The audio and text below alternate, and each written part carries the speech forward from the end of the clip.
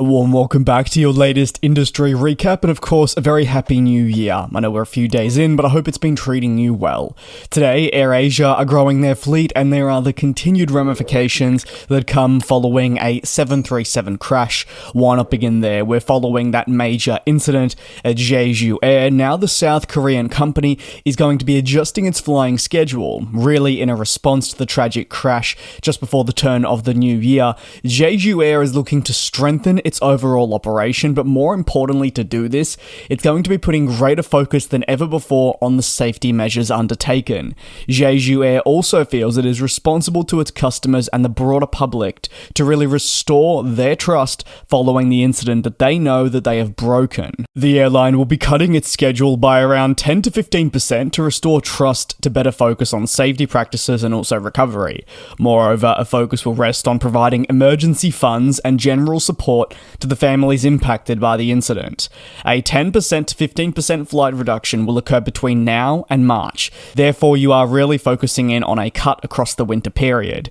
Jeju Air was clear, however, that it didn't mean it would necessarily cut the number of routes served.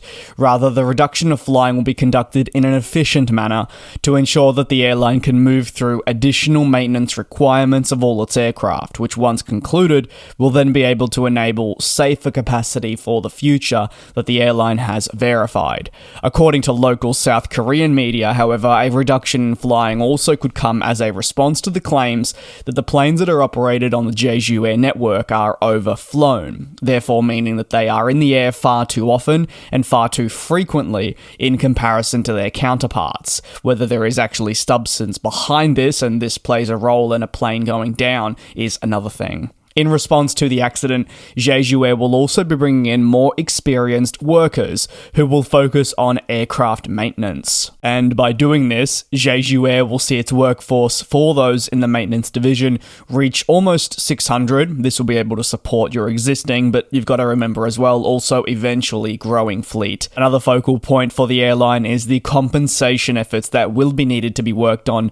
The first is an emergency relief fund, and this is being paid at the moment, providing more urgent funds to the families who are not able to live now because of the tragic incident.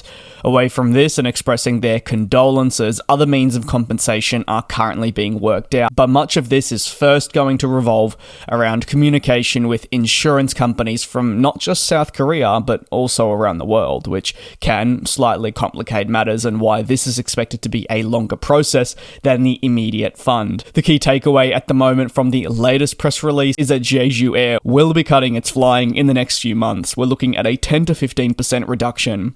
Into more positive news, AirAsia is going to be growing its fleet this year. Weird, I know, I'm saying this year and referring to 2025. If I do slip up in the coming days, please do forgive me. That change is for some reason always a little bit weird, going from speaking about it in the future to it being now. Either way, back to the story at hand.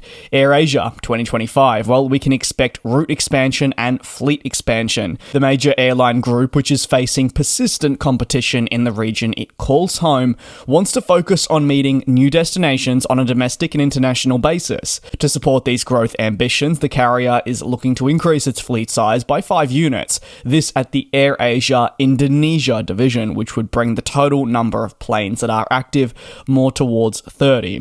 The 30 units, once active, will enable new routes to be launched, but away from that, frequency increases to markets deemed in demand, and as a result, they'll be able to respond to the competition and demand in these places. As for the routes that'll be of focus for the airline moving forward, well, these are yet to have been finalised. Airline executives over the festive period and now into the new year have said that they really just want to focus on finalising this period, of which has been really a massive success, but equally is just so important for them. It allows them to enjoy positive financial results and help carry them through to the early stages of the 2025 year, which we're in now. While new aircraft will be expected to join the airline fleet moving moving forward. AirAsia is also placing great importance on reactivating planes that are currently under maintenance. Aircraft maintenance is necessary but can also be a rather complicated matter, with runtimes increasing ever so slightly and throwing airlines' planned activations, or reactivations in this case, out the window, then messing up your overall route network.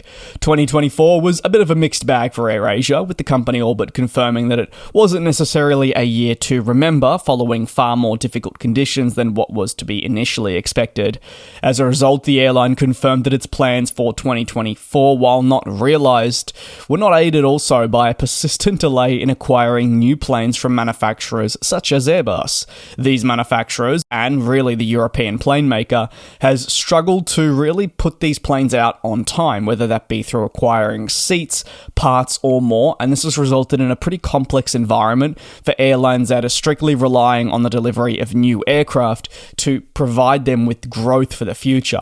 I mean that in the sense that some airlines may look towards the leasing market and take on a plane that is already 15 years of age, whereas others will feel they're better positioned to take on planes directly from the source, your plane maker. But that has proved incredibly tricky across the last 2 years, and it's not expected to necessarily clear up in the first few months. So AirAsia does have to combat that. That'll conclude today's shorter aviation news recap. I hope you still did enjoy it given the circumstances.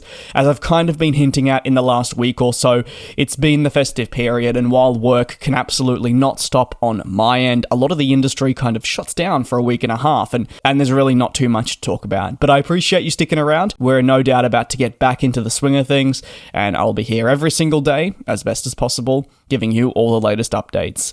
Take care, be safe, and I'll see you tomorrow for your next industry video. And we'll fly.